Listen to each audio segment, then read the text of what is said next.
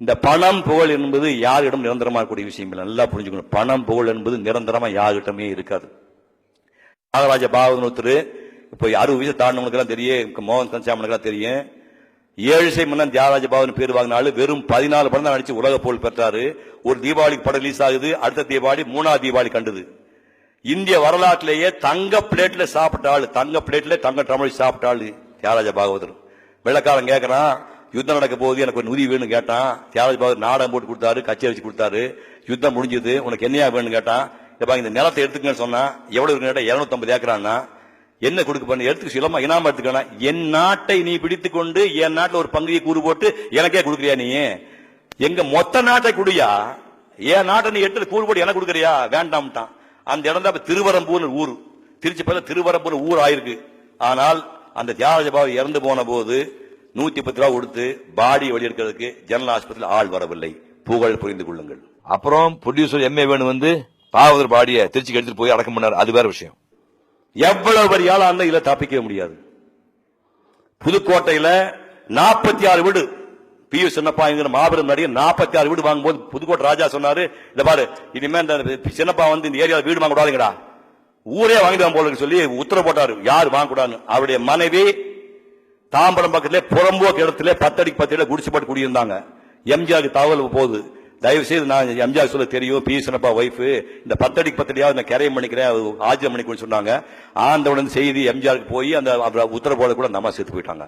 இதுதான் மனித வாழ்க்கை. நான் உங்களுக்கு புதுசா சொல்ல வேண்டாம். விஸ்கோஸ் எவ்வளவு பெரிய கம்பெனி, கற்பனை முடியுமா? விஸ்கோஸ் அண்ணன் சொல்லுங்க. விஸ்கோஸ் எவ்வளவு பெரிய கம்பெனி. வெங்கட்சாமி நாயுடு எவ்வளவு பெரிய ஆளு. Parry's Venkatasamy Naidu, Parry's viscose company.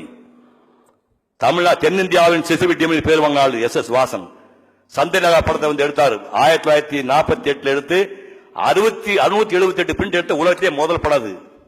Avvaiyar படத்தை வந்து 1948 ஸ்டார்ட் பண்ணி 54 ரிலீஸ் பண்ண 6 வருஷம் ஔவையார் படத்தை எடுத்தாரு. கே.பி. சுந்தராம்பாளுக்கு 4 லட்சம் ரூபாய் சம்பளம், யாருமே வாங்கிக்க முடியாது. அந்த வாசன் வாழ்ந்த வீட்டில் இப்போ சாப்ட்வேர் கம்பெனி வந்துடுச்சு. போகும்போது எதையும் எடுத்துக்கொண்டு போக முடியாது. உங்க பிள்ளைகளே விட மாட்டான். வரும்போது சும்மா வந்தோம், போகும்போது சும்மா தான் போக போறோம். இந்த மண்ணுக்கு நீங்க ஏதாவது பண்ணிட்டு போகணும். அதுதான் கடைசியில நிற்கும். ஒரு புலவஞ்சன் அக்கீரை, ஏதாவது செல்வம் அதிகமா ஒரு மனிதன் கையிலே சேர்ந்தால் அது எல்லாரும் இந்த மக்களோட பங்கு போட்டுக்க, உனக்கு வச்சுக்க, முளவடிக்கு வச்சுக்க, பங்கு போட்டுக்க, இல்லாவிட்டால் அந்த செல்வமே உன்னை அழித்து விடும் ஒரு பாட்டு சொல்றான். இந்த ஆழிசூழ் உலகத்தை தான் ஒருவனே ஆள வேண்டும் என்று நினைக்கின்ற பேராசை பிடித்த ராஜாவாக இருந்தாலும், வனவிலங்குகளை வேட்டையாடுவதற்காக இரவு பகலாக காடுகளை சுத்துகின்ற காட்டு முன்னாடியாக இருந்தாலும் எல்லாருக்கும் 9 கூட சோறு, உடுப்பது மேல துண்டு கீழே துண்டு, மற்றபடி பசி பிணி மூப்பு இறப்பு காதல் காம இல்லா உண்டான். அரசன் ரத்தம் சிவப்பு, ஆண்டியின் ரத்தம் சிவப்பு. அரசன் விரைவிலே துர்நாற்றம் வரும், ஆண்டியின் பேர் துர்நாற்றம் வரும். ஆகவே மனிதா, அளவு கிடந்த பணம் வந்தால் அது உன் சமுதாயத்தோடு பங்கு போட்டுக்கொள் என்று நக்கீரன் 2500 ஆண்டு முன்னாடி பாட்டு சொல்லியிருக்கிறான். தென்கடல் வளாகம் பொதுமையின்றி வெண்குடை நிலற்றிய ஒருமை ஓர்க்கும், நடுநாள் யாமத்தும் பகலும் துஞ்சான் கடுமா பார்க்கும் கல்லா ஒருவர்க்கும், 9 நாழி உடுப்பவை 2 பிறவும் எல்லாம் ஓருக்கும்மே, செல்வத்து பயனே ஈதல் துய்ப்பேம் எனினே தப்பென பலவே என்று. அதை புரிந்து கொண்டு நீங்க நிறைய சம்பாதிங்க, குழந்தை குட்டியோட அன்பாருங்க, பொண்டாடி தெய்வமா வணங்குங்க, புள்ள குட்டிமா பாசமா இருங்க, உலகத்துக்கு நீங்க பயன்படாம வாழ்க்கை அமைச்சுங்க. அதாவது உலகத்துல பாத்தீங்கன்னா ஒருத்தங்கிட்ட பணம் இருந்தா அவங்ககிட்ட படிப்பு இல்லை, படிப்பு பணம் இருந்துச்சுன்னா அவங்ககிட்ட வந்து ஆரோக்கியமா உடம்பு இல்லை, பயில்வானா இருந்தான்னா நல்ல மனைவி இல்லை, நல்ல மனைவி பிறந்தா அவனுக்கு குழந்தை மோசமா பிறகுது, நல்ல குழந்தை பிறந்தா செலவு காசு இல்லை, கொடுக்கறதுக்கு மனசு இருந்தா கையில காசு இல்லை, காசு மட்டும் கொடுக்குற மனசு இல்லை. இப்படி ஒன்று இருந்தால் ஒன்று இல்லை என்பதுதான் மனிதனுடைய வாழ்க்கையில. ஆனா நம்ம பெரியவங்க என்ன பண்ணிருக்காங்க, எல்லாம் பெற்றவன் தான். அதாவது நீண்ட ஆயுள் வேணும், நோயற்ற வாழ்வு வேணும், மாறாத இளமை வேணும், உயர்ந்த கல்வி வேணும், அன்பு குறையாத மனைவி வேணும், சலிப்பு இல்லாத வாழ்க்கை வேணும், பெருமை சொல்ல பிள்ளைகள் வேணும், கொடுக்கிறதுக்கு மனசு வேணும், அதுக்கு பணம் வேணும், இறைவன் மீது பக்தி வேணும். இது எல்லாம் சேர்ந்து வாழ்வன் தான் முழுமையான மனிதன் சொல்லி ஒரு பாடல் வருகிறது.